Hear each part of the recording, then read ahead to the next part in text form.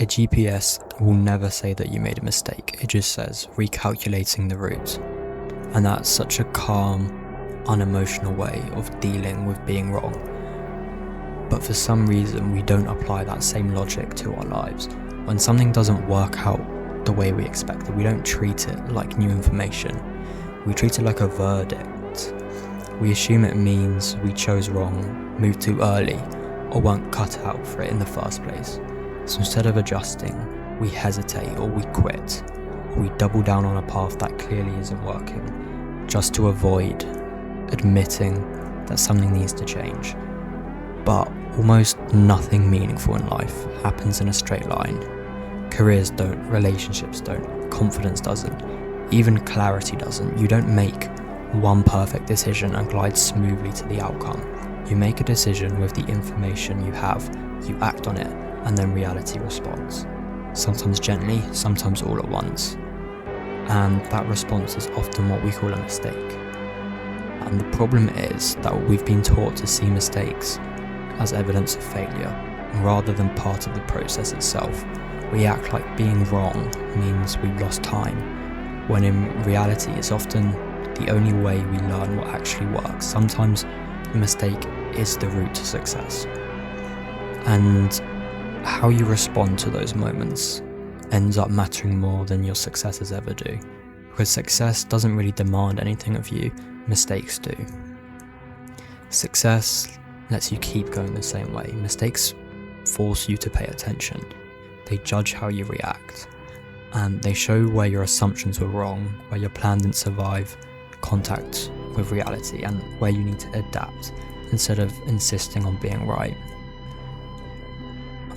And that's why the person who makes 1,000 mistakes before their first real win often outcompetes the person who got it right immediately.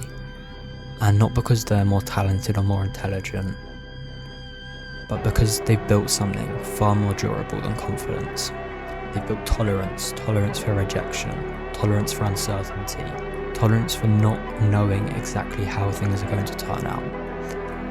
And someone who succeeds on the first attempt never has to develop that. They don't learn how to recover, how to adjust under pressure, or how to keep going when there's no encouragement coming in, how to keep going when they can't see any progress, they can't see the other side where they want to be. And early success can actually be quite fragile. I'm not saying you shouldn't want to succeed early, like obviously that's great. But take someone like J.K. Rowling. Before Harry Potter was published, the manuscript was rejected by 12 different publishers.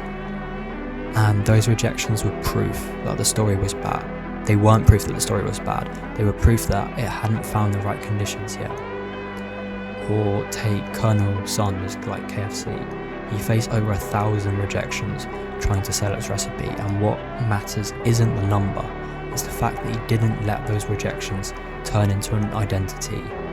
They were responses, not definitions.